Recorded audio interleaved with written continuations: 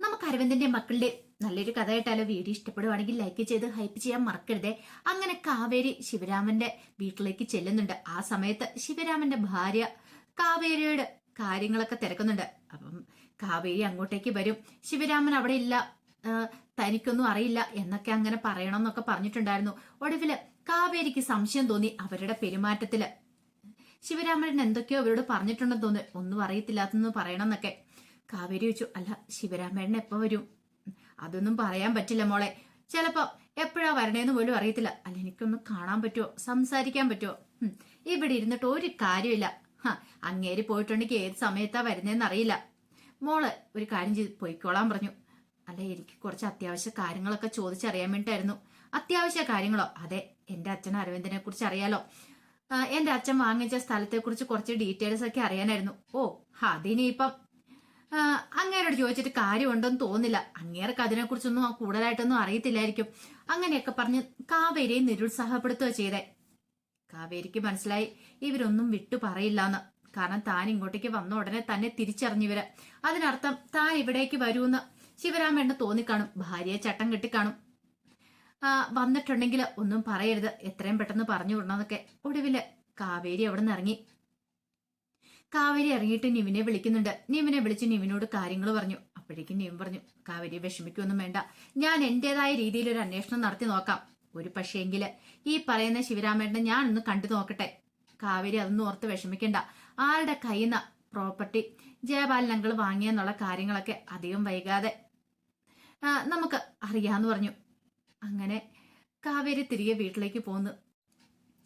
പിന്നീട് നിവിൻ ശിവരാമനെ കാണാൻ ചെല്ലുന്നുണ്ട്. അങ്ങനെ അയാളെ കണ്ട് കാര്യങ്ങളൊക്കെ സംസാരിക്കണം. ആദ്യം അയാളൊന്നും വിട്ടു പറയാൻ കൂട്ടാക്കില്ല. പക്ഷെ നിവിനോട് അങ്ങനെ കള്ളത്തരം പറയാൻ പറ്റില്ലല്ലോ. ഒടുവിൽ അയാൾ പറഞ്ഞു, അതെ ആ പ്രോപ്പർട്ടി വാങ്ങിയത് രഘുനാഥ് എന്ന് പറയുന്ന ആ സാറിന്റെ പക്കൽ നിന്നാണ്. അയാൾക്ക് കുറെ സ്ഥലങ്ങളും കാര്യങ്ങളൊക്കെ അവിടെ ഉണ്ട്. അപ്പൊ അയാളുടെ പക്കൽ നിന്ന് ആ സ്ഥലം വാങ്ങിച്ചിരിക്കുന്നത്. അത്രയും ഡീറ്റെയിൽസും എനിക്കറിയുള്ളൂ, കൂടുതലായിട്ടൊന്നും അറിയത്തില്ല എന്ന് പറഞ്ഞു. അതറിഞ്ഞു കഴിഞ്ഞപ്പോഴത്തേനും കാവേരിയെ വിളിച്ച് നിവിൻ കാര്യങ്ങൾ പറയുന്നുണ്ട്. ഇനി ഒരാളുടെ കയ്യിൽ നിന്നാണ് പ്രോപ്പർട്ടി വാങ്ങിയിരിക്കുന്നത്. ഒരു കാര്യം ചെയ്യാം, നമുക്ക് സമയം പോലെ ഒരു ദിവസം അവിടേക്ക് പോയി കാര്യങ്ങളൊക്കെ ചോദിച്ചറിയാന്നൊക്കെ പറഞ്ഞു. അപ്പൊ കാവേരി ഈ കാര്യങ്ങളൊക്കെ ഗംഗയോട് പറയണം. ഗംഗ പറഞ്ഞു, ഇനിയിപ്പം അയാളുടെ കയ്യിൽ നിന്ന് ജയപാലൻ അങ്കിൾ പ്രോപ്പർട്ടി വാങ്ങിയെന്ന് വെച്ചോ, പക്ഷെ നമുക്ക് എന്ത് ചെയ്യാൻ പറ്റും? പ്രോപ്പർട്ടി വാങ്ങിക്കഴിഞ്ഞില്ലേ? ആ കുറിഞ്ഞിക്കാട് എന്ന് പറയുന്ന സ്ഥലത്ത് ചിലപ്പോ ഇത് മാത്രമായിരിക്കില്ല, വേറെ സ്ഥലങ്ങൾ കാണും. ഒരു പക്ഷെ ഈ പറയുന്ന ജയപാലൻ അങ്കിൾ ആ പ്രോപ്പർട്ടി ഏതെങ്കിലും വാങ്ങിയെന്നറിയില്ലോ. അല്ല ഗംഗേച്ചി, ഞാൻ പോയി കണ്ടതാ. നമ്മുടെ അച്ഛന് നമുക്ക് വേണ്ടി വാങ്ങിയ ആ പ്രോപ്പർട്ടി തന്നെ വാങ്ങിയിരിക്കുന്നേ. നിവിൻ എനിക്ക് കാണിച്ചു തന്നതാ. അപ്പോഴേക്കും ഗംഗ പറഞ്ഞു, ഇനിയിപ്പൊ പറഞ്ഞിട്ട് കാര്യമില്ലല്ലോ, നമുക്കൊന്നും ചെയ്യാൻ പറ്റില്ല. കാരണം അയാൾ ആ പ്രോപ്പർട്ടി വാങ്ങിക്കഴിഞ്ഞു. കാവേരി പറഞ്ഞു, പക്ഷെ ഞാനിതങ്ങനെ വെറുതെ വിടാനായിട്ട് ഉദ്ദേശിച്ചിട്ടില്ല. എനിക്കറിയാം എന്ത് ചെയ്യണമെന്ന്. എന്റെ അച്ഛൻ അധ്വാനിച്ചുണ്ടാക്കി ഒരു പൈസ പോലും നഷ്ടപ്പെടാൻ പാടില്ല. ഈ കാവേരി ജീവനോടെ ഉണ്ടെന്ന് നടക്കില്ല. ജയപാലനല്ല, അതിനേക്കാളും വലിയ ആള് വന്നാലും ഞാൻ വെറുതെ വിടില്ല. ഗംഗ പറഞ്ഞു, വേണ്ട കാവേരി, നമ്മളായിട്ടൊരു പ്രശ്നം ഉണ്ടാക്കണ്ട. ഗംഗേച്ചിക്ക് എന്താ പേടിയുണ്ടോ? പക്ഷെ എനിക്കൊരു ജയപാലനെയും പേടിയില്ല. എവിടെ വേണം പോയി കാര്യങ്ങളൊക്കെ തിരക്കാനായിട്ട് ഞാൻ ഒരുക്കവാന്ന് പറഞ്ഞു. ഇതേ സമയത്ത് ശിവരാജൻ എന്ത് ചെയ്യണമെന്ന് അറിയില്ലാതിരിക്കുക. കാരണം ശിവരാജന് വീണ്ടും ഗായത്രിയുടെയൊക്കെ അവിടേക്ക് ചെല്ലണം. അവിടെ നിന്ന് അടിച്ചിറക്കിയതാണ് നരന്. ഇനി അങ്ങോട്ടേക്ക് കയറി ചെല്ലാൻ പറ്റില്ല. അങ്ങനെ ഇരിക്കുമ്പോഴത്തേനുമാണ് രഘുനാഥന്റെ കോള് വരുന്നത്. അത്യാവശ്യമായിട്ട് നിന്നെ ഒന്ന് കാണണമെന്നും പറഞ്ഞുകൊണ്ട്. ഒടുവിലെ ശിവരാജൻ വീട്ടിലേക്ക് വരുന്നുണ്ട്. ഗായത്രിയും അംബികാമ്മയൊക്കെ ഉണ്ടായിരുന്നു. ശിവരാജൻ കയറി വന്നു കഴിഞ്ഞപ്പോഴത്തേനും ഗായത്രി അംബികാമ്മയൊക്കെ പരസ്പരം നോക്കി. അവർക്കാണ് നല്ല ദേഷ്യം ഉണ്ടായിരുന്നു. തന്റെ അച്ഛനെ കൊല്ലാൻ നോക്കിയാനായി വന്നിരിക്കുന്നത് എന്നൊക്കെ ഒരു ചിന്തയായിരുന്നു ഗായത്രിയുടെ മനസ്സിൽ. ശിവരാജൻ അവരെ ഒന്ന് നോക്കുക മാത്രം ചെയ്തു. പിന്നീട് രഘുനാഥന്റെ അടുത്തേക്ക് ചെന്നു. അപ്പൊ രഘുനാഥനും പിന്നെ രഘുനാഥന്റെ പി ഒരാളുണ്ടായിരുന്നു, അയാളും കൂടെ അവിടെ ഉണ്ടായിരുന്നു. അങ്ങനെ അവര് സംസാരിച്ചുകൊണ്ടിരിക്കുന്ന സമയത്താണ് ശിവരാജൻ ചെല്ലുന്നത്. ശിവരാജൻ ചെന്ന് കഴിഞ്ഞപ്പോഴത്തേനും രഘുനാഥൻ പറഞ്ഞു, നിന്നോട് എനിക്ക് ചില കാര്യങ്ങളൊക്കെ ചോദിച്ചറിയാനുണ്ട്, അതുകൊണ്ടാണ് നിന്നെ അങ്ങ് വിളിപ്പിച്ചതെന്ന് പറഞ്ഞു. അച്ഛാ എന്നോട് ക്ഷമിക്കച്ചാ, ഞാനൊരു തെറ്റൊന്നും ചെയ്തിട്ടില്ല അച്ഛാ എന്നൊക്കെ പറഞ്ഞിട്ട് ശിവരാജൻ കാലെ കയ്യെ വീഴുന്നുണ്ട്. എനിക്കൊരു അബദ്ധം പറ്റിപ്പോയതാ, മിണ്ടരുത് നീ. നിന്നോട് ചില കാര്യങ്ങളൊക്കെ ചോദിച്ചറിയാനുണ്ടെന്ന് പറഞ്ഞ് ആ അരവിന്ദൻ നമ്മളുടെ സ്ഥലത്തിന് അഡ്വാൻസും കാര്യങ്ങളൊക്കെ തന്നിട്ടുണ്ടായിരുന്നു. പിന്നീട് കുറേശ്ശെ പൈസയായിട്ട് തന്നു തീർത്തെന്നൊക്കെ അറിയാൻ കഴിഞ്ഞേ.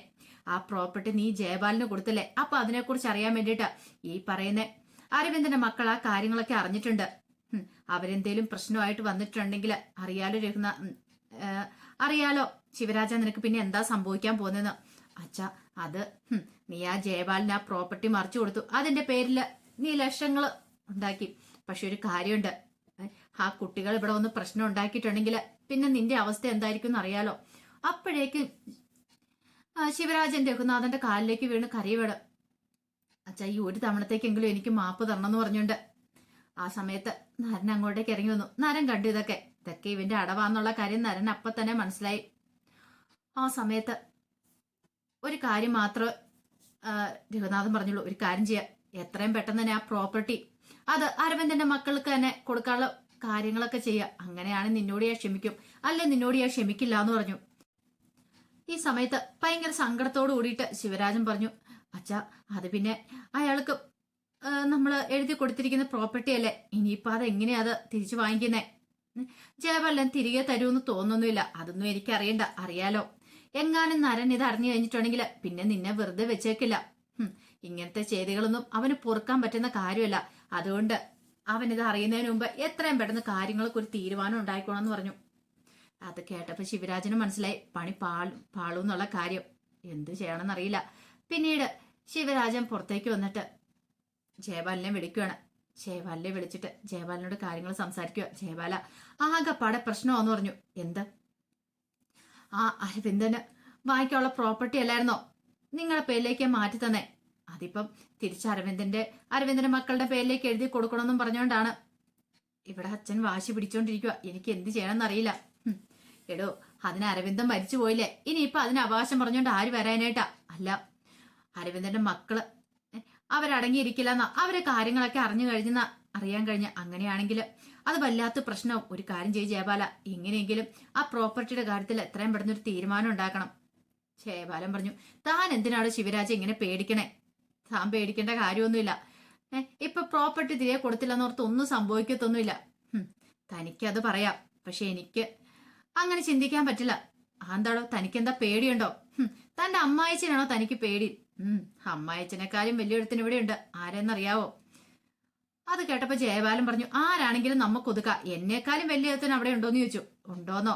നരന് അവനുണ്ടെന്ന് പറഞ്ഞു. അപ്പോഴേക്കുമാണ് നരൻ അങ്ങോട്ടേക്ക് വരുന്നേ. പെട്ടെന്ന് ശിവരാജൻ കോള് കട്ട് ചെയ്തു. ശിവരാജന് വല്ലാത്തൊരു ബുദ്ധിമുട്ടായിപ്പോയി. ഇനി ഇവൻ ഇതും കൂടെ കേട്ടിട്ടുണ്ടെങ്കിൽ തന്റെ കാര്യത്തിന് ഇപ്പൊ തന്നെ ഒരു തീരുമാനം ഉണ്ടാക്കും. അങ്ങനെ നരൻ ശിവരാജന്റെ അടുത്തേക്ക് വന്നു. എന്താടോ, തന്നോട് ഈ വീടിന്റെ പടി കയറില്ലെന്ന് പറഞ്ഞിട്ട് പിന്നെ താൻ കേറിയോ? അത് പിന്നെ അച്ഛൻ എന്നെ വിളിച്ചിട്ടാ. അച്ഛൻ വിളിച്ചു പോലും തനിക്ക് നാണമുണ്ടോ? എത്രയോ വട്ടം തന്നോട് പറഞ്ഞിരിക്കുന്നു. എന്റെ മുത്തശ്ശനെയും മുത്തശ്ശിയൊക്കെ കൊല്ലാനായിട്ട് ഒരുങ്ങി ഇറങ്ങിയിരിക്കുക താനല്ലേ. എന്നിട്ട് ഈ സ്വത്തുക്കളൊക്കെ കൈയടക്കാനായിരിക്കും. ഞാൻ ജീവനോടെ ഉള്ളപ്പോ അത് നടക്കില്ല. പിന്നൊരു മറ്റൊരു കാര്യം, ഞാൻ സ്നേഹിച്ച പെണ്ണിന് എന്തേലും അപകടം സംഭവിച്ചിട്ടുണ്ടെങ്കിൽ അറിയാലോ, അവളെ കുറിച്ച് ഇതുവരെയായിട്ടൊരു വിവരം കിട്ടിയിട്ടില്ല. അവളുടെ തിരോധാനത്തിന് പിന്നിൽ തനിക്ക് എന്തെങ്കിലും കൈയുണ്ടെങ്കിൽ പിന്നെ ശിവരാജ, താൻ ഇങ്ങനെ ജീവനോടെ ഇരിക്കില്ല. തന്നെ ഞാൻ തീർത്ത് കളയും. കൊന്നു കൊക്കേ താത്തുള്ളൂ. അത് കേട്ടപ്പോ ശിവരാജൻ പറഞ്ഞു, അയ്യോ, നീ എന്തൊക്കെയാന്നാരാ പറയണേ? എനിക്കൊന്നും അറിയില്ല ചാന്ദിനിയെ കുറിച്ച്. താനിപ്പോ അറിയില്ല എന്നൊക്കെ പറയുന്നുണ്ട്, പക്ഷെ എനിക്കത് അത്രയും കൂടെ വിശ്വസിക്കാൻ പറ്റുന്നില്ല. അവളെ കുറിച്ച് ഒരു വിവരവും കിട്ടിയിട്ടില്ല. അതിനർത്ഥം എന്താ? അവൾക്ക് എന്തോ അപകടം സംഭവിച്ചിട്ടുണ്ടെന്ന് തന്നെയാ. അല്ലെങ്കിൽ അത് കേട്ടപ്പം ശിവരാജനെ മുട്ടിടിക്കാൻ തുടങ്ങി. ശിവരാജന് മനസ്സിലായി ഇവൻ എന്തൊക്കെയോ സംശയങ്ങളൊക്കെ ഉണ്ടെന്നുള്ള കാര്യങ്ങളൊക്കെ. പിന്നീട് നരൻ അങ്ങോട്ടേക്ക് പോവാണ്. ആ സമയത്ത് ശിവരാജൻ ആകെപ്പാടെ വെപ്രാളത്തോടെ ഇരിക്കുക. ഇനി ഇവനെങ്ങാനും അതിന്റെ പിന്നാലെ പോകുവോ? എല്ലാം കൂടെ ആകെപ്പാടെ തലയ്ക്ക് ഭ്രാന്ത് പിടിക്കുന്ന പോലെ തോന്നി. ഇതേ സമയത്ത് കാവേരി ചില തീരുമാനങ്ങളൊക്കെ എടുത്തു. ആ സ്ഥലത്തെക്കുറിച്ച് അറിയണമെങ്കിൽ അതിന്റെ ശരിക്കും യഥാർത്ഥ ഓണറോട് തന്നെ പോയി ചോദിക്കണം. അങ്ങനെയാണെങ്കിൽ ഒന്ന് പോയി ചോദിച്ചു നോക്കാം. അപ്പൊ നിവിനെയും കൂടെ കൂട്ട് വിളിക്കാം. അങ്ങനെ നിവിനെ കൂട്ട് വിളിക്കുന്നുണ്ട്. അതിനെക്കുറിച്ച് ചോദിച്ചറിയാൻ വേണ്ടിട്ട് പോകാനായിട്ട്. നിവിൻ പറഞ്ഞു, ഞാൻ വരാം. ഇനിയിപ്പം അങ്ങനെ അരവിന്ദൻ അങ്കിളിന്റെ പേരിലാണ് ആ പ്രോപ്പർട്ടി എഴുതിയെങ്കിൽ അതെങ്ങനെ ജയപാലൻ അങ്കിളിന്റെ പേരിലേക്ക് വന്ന് നമുക്ക് അറിയണമല്ലോ. അങ്കിൾ അതിന്റെ പൈസ മൊത്തം കൊടുത്തെന്നല്ലേ പറയണത്. നീ പേടിക്കേണ്ട കാവേരി, ഞാനും വരാന്ന് പറഞ്ഞു. അങ്ങനെ അവർ രണ്ടുപേരും കൂടെ ആ പ്രോപ്പർട്ടിയെ കുറിച്ച് അന്വേഷിക്കാനായിട്ട് ഇറങ്ങി തിരിക്കുകയാണ്. അപ്പൊ അതിന്റെ കഥകളൊക്കെയാണ് നമ്മൾ കാണുന്നത്. ആ വിശേഷങ്ങൾക്കായി നമുക്ക് എല്ലാവർക്കും കാത്തിരിക്കാട്ടോ. ഒരിക്കൽ കൂടി എല്ലാവർക്കും ശുഭദിനം നേർന്നുകൊണ്ട് നിർത്തുന്നു.